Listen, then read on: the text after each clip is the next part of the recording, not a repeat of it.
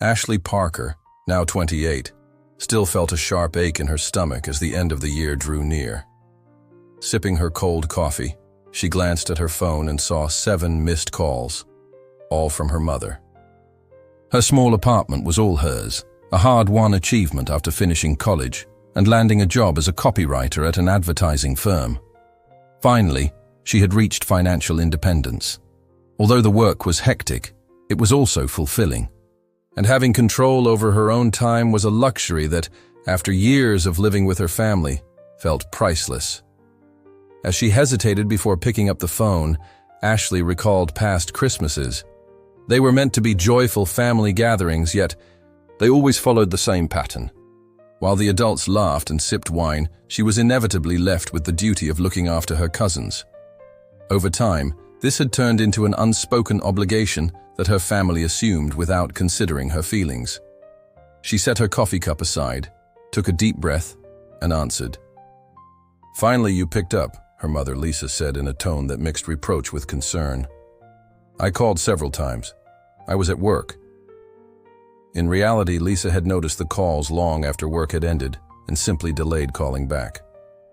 "What are your plans for Christmas?" she asked, her voice taking on a scheming lilt. Ashley grew wary. "The usual. Going to the family home," she replied. "Not this year," Lisa countered. "Monica has come up with a great idea. All the adults are going on a Caribbean cruise from Christmas until New Year's Day." When Lisa said all the adults, it was clear that Ashley was not included. "Me too?" she questioned. Lisa paused, before adding, "You have a different important role." Ashley's stomach tightened even more. "What role?" she asked. "Taking care of Hannah, Ethan, and Leo. They're still too young for a cruise."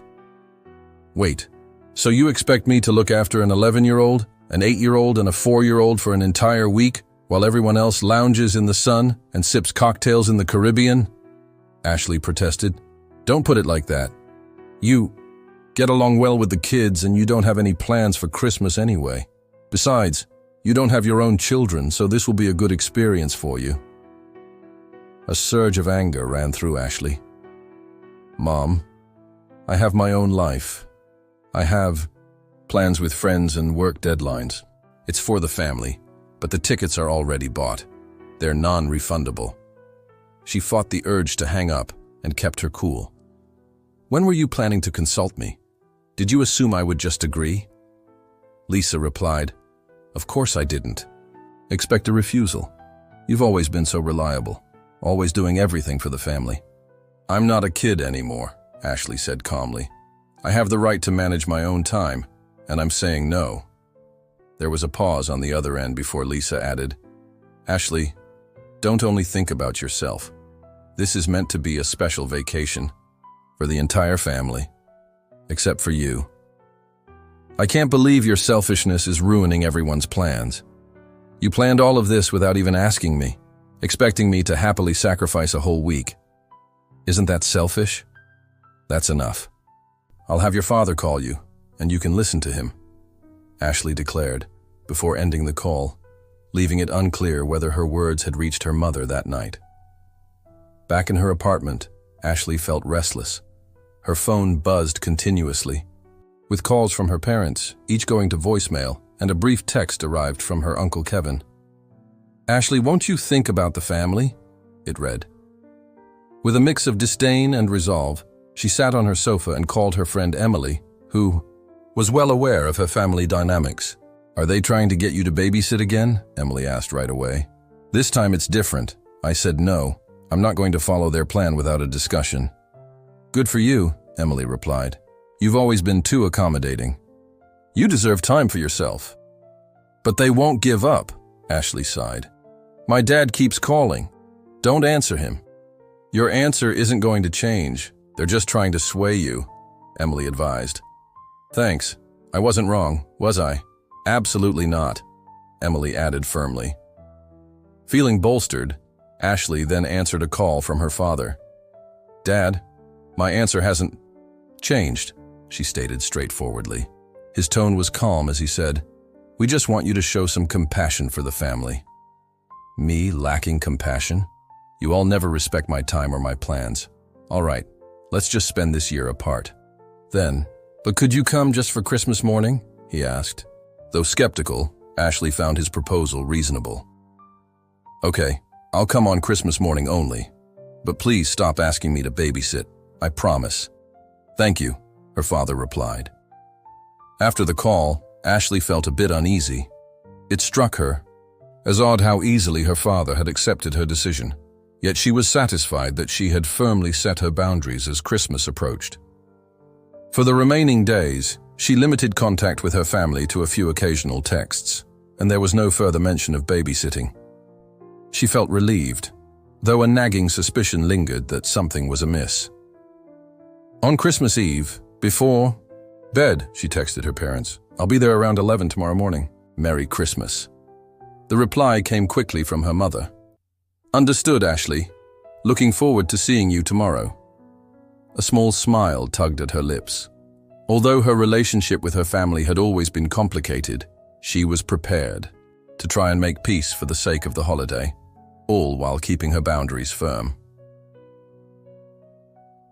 The next morning, Ashley rose early, carefully wrapped the gifts, and loaded them into her car. She had picked out special presents for each child. A set of the latest novels for Hannah, a Lego kit for Ethan, and the stuffed toy Leo had been dreaming about.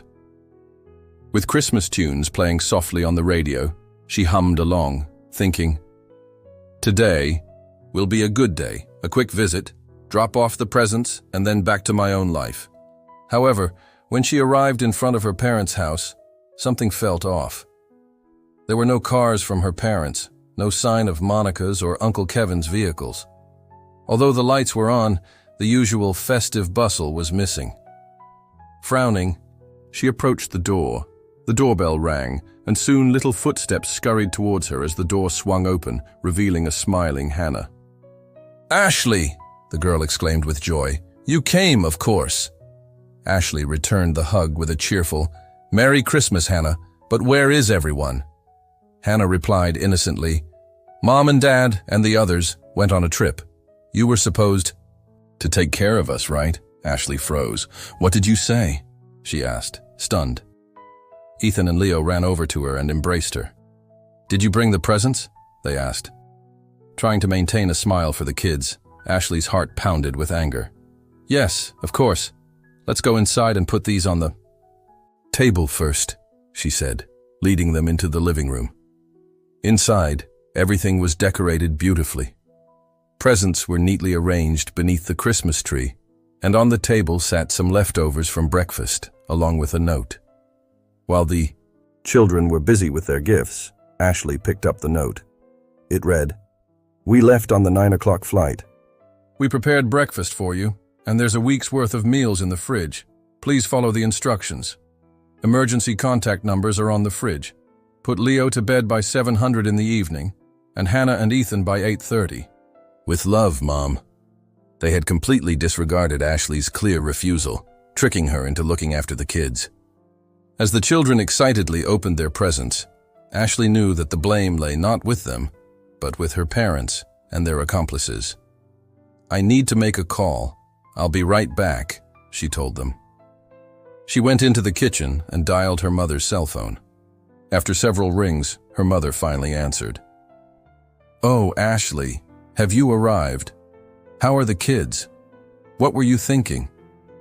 Her anger could no longer be contained. "How could you do something so sneaky after I made it perfectly clear I wasn't available?" she demanded. "Ashley, please calm down," her mother pleaded soothingly. "We knew you'd come because you're responsible. I never said you were our babysitter. I only mentioned coming for Christmas morning. You can't just leave now. The kids need you. This is child neglect." Ashley's tone turned icy. "Do you know what would happen if I called the police?" she threatened. There was a shocked silence on the other end. "You wouldn't dare, would?" "You? Want to test me? If you're not back soon, my next call will be to the police." "Wait!" her mother panicked. "We're still at the airport. The flight hasn't left yet." "Then cancel it and come back. I'm giving you 1 more hour. If you're not here by then, I'm taking the kids to the police station. Ashley, please. 1 hour. Her mother begged, but Ashley repeated the ultimatum and hung up, her heart racing. Returning to the children, Ashley tried to keep things light. Hey everyone, your dad and the others will be back soon. Why don't we have some fun until then? The kids eagerly agreed. She played board games, read them Christmas stories, and even served cookies, all the while carefully hiding her anger. 45 minutes passed since her ultimatum, and she wondered if she should really call the police. Then, 50 minutes later, she saw cars approaching. Through the window, she spotted her parents' car, as well as the vehicles of Monica and, Uncle Kevin. Look, everyone's back. The children ran to the door in excitement. Ashley grabbed her bag and watched as they reunited with her parents and their relatives. As she stepped outside, Lisa approached her. I don't need an explanation. I'm leaving, Ashley declared firmly. But it's Christmas, Lisa pleaded. Let's at least spend some time as a family. I know you think of me as just a convenience, a tool you can use whenever it suits you. Please, don't ever do that again. With a final goodbye to the kids, Ashley slipped out through the back door. As she got into her car, she heard voices raised in anger from inside, the sound of David scolding Lisa and Monica. Taking a deep breath, she drove away, her heart a jumble of anger and sadness, yet tinged with a sense of liberation. She had finally stood up for herself. The day after Christmas, Ashley spent a quiet morning alone in her apartment.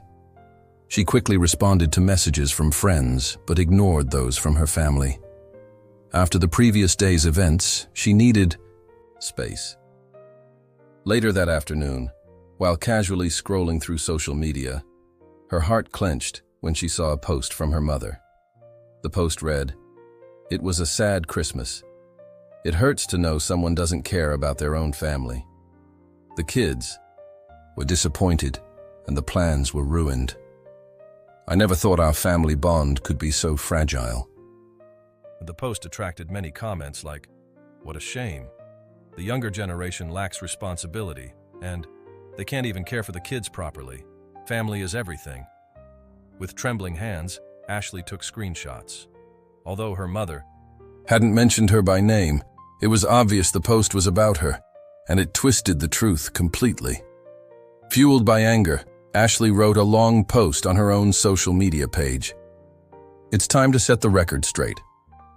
Yesterday, I went to our family home for Christmas, only to find that my parents, aunt, and uncle had already left for a vacation. They expected me to take care of 3 kids for an entire week, even after. I clearly refused. I even threatened to report them for child neglect, and they grudgingly returned. Now I'm being accused of not caring about my family, when in reality, they are the ones who never respect my time or my choices. I am not a toy or a free babysitter available whenever they want. Family should be about mutual respect, not one-sided demands and manipulation. Publishing this might damage her relationship with them beyond repair, but she felt compelled to speak the truth. With trembling fingers, she pressed post. Almost immediately, supportive comments poured in. "First," Emily messaged, "you did the right thing." Soon after, other friends joined in with words of encouragement. Surprisingly, responses from her family began to arrive too. The first reply came from her grandfather, Henry. "Ashley, can you call me? We need to talk." Shortly after, her grandmother Margaret added, "Lisa, David, Monica, and Kevin. I am so disappointed in all of you. You owe Ashley an apology." Knowing that her beloved grandparents were on her side gave Ashley some comfort. She quickly called her grandfather. His voice was warm as he said, "That was rough." "Yes, Grandpa, it was awful. I spoke with Lisa. Her actions were inexcusable, and so were David's, Monica's, and Kevin's. Everyone is blaming me like I'm the villain, but they're in the wrong," Ashley explained.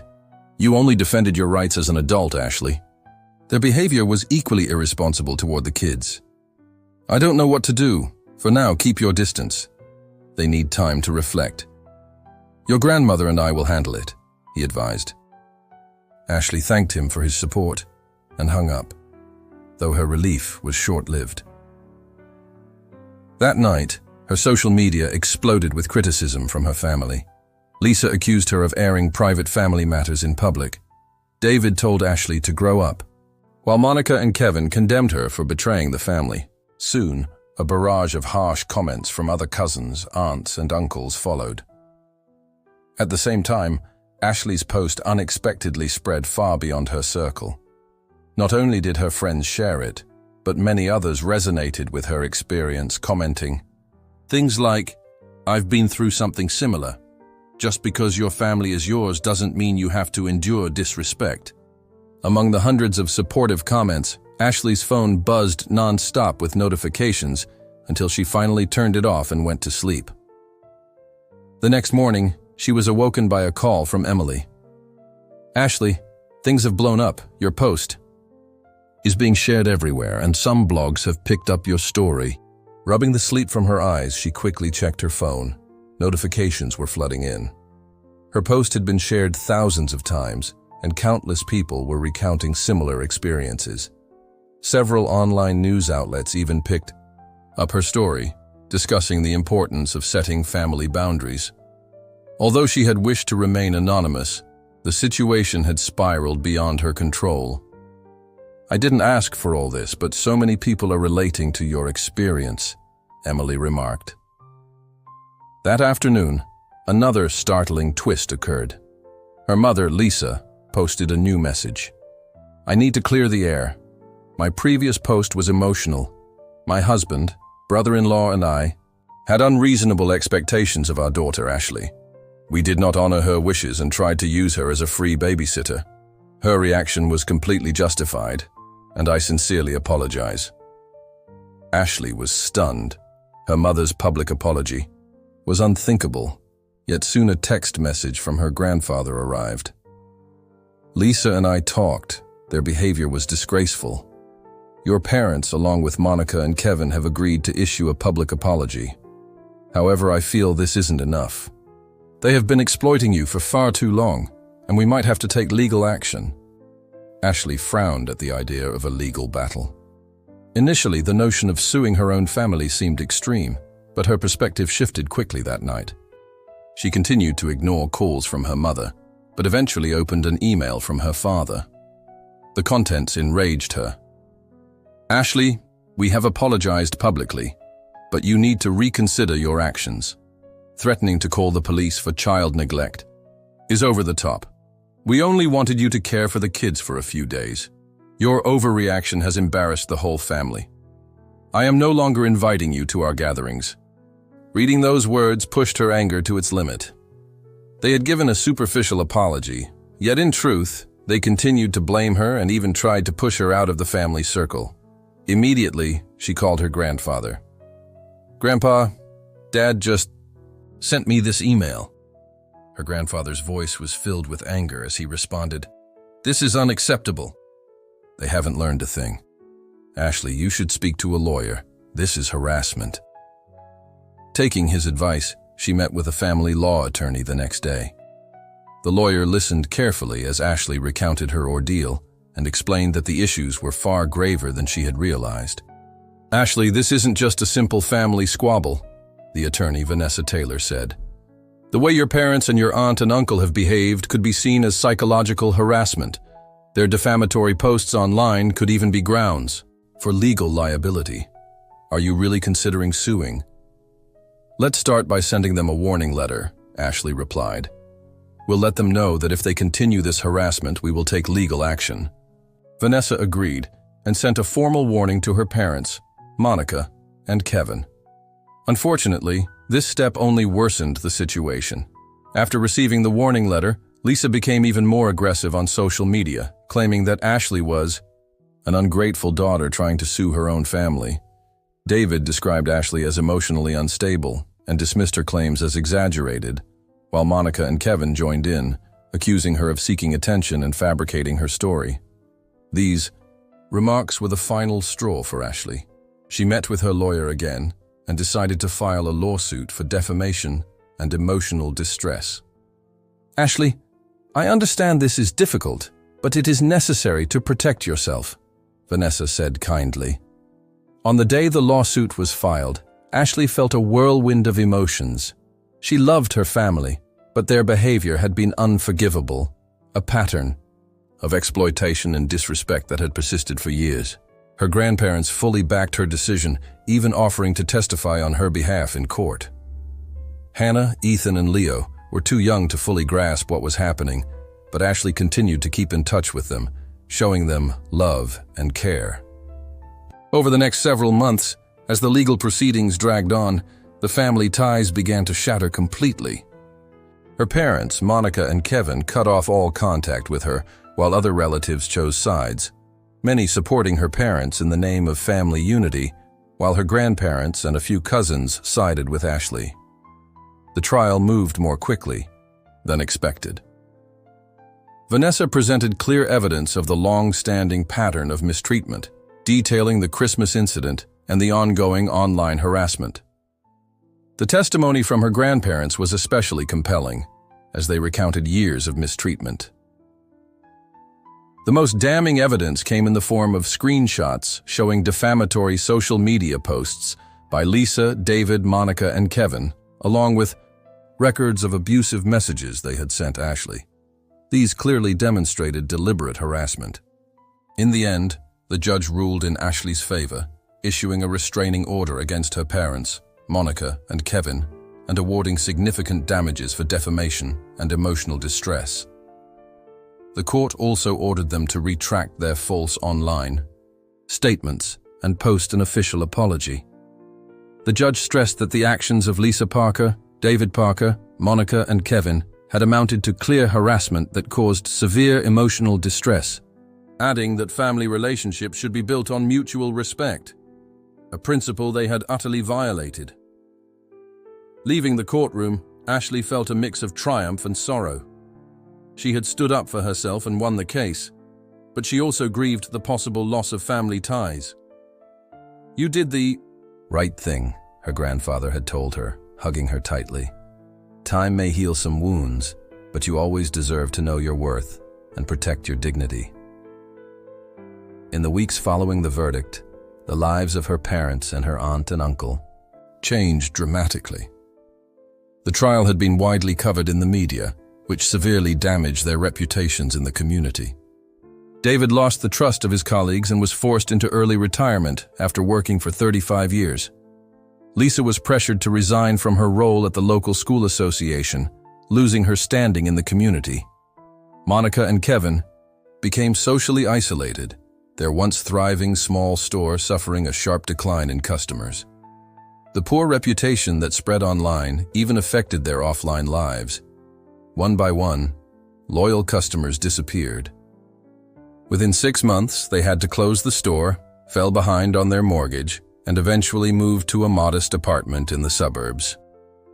Ashley maintained a cautious relationship with her grandparents and the children, but she cut off all contact with her parents, aunt, and uncle. When Hannah turned 18, she left her parents' house and moved in with Ashley, while Ethan and Leo gradually distanced themselves as well, their care having long been assumed by outside babysitters ever since Ashley had left. 10 years later, Ashley had built a successful career and surrounded herself with the family she truly chose, her husband and daughter. She had finally broken free from her biological family. Though the pain of the past sometimes resurfaced, she reassured herself that her decisions were right. "There is no room in my life for those who treat me like a tool," she confided in her therapist. It might sound harsh, but it was necessary for her self-protection. The wounds inflicted by her family never completely healed, yet Ashley continued on her own path with pride. The downfall of her parents, aunt, and uncle served as a hard lesson to anyone who would exploit another person.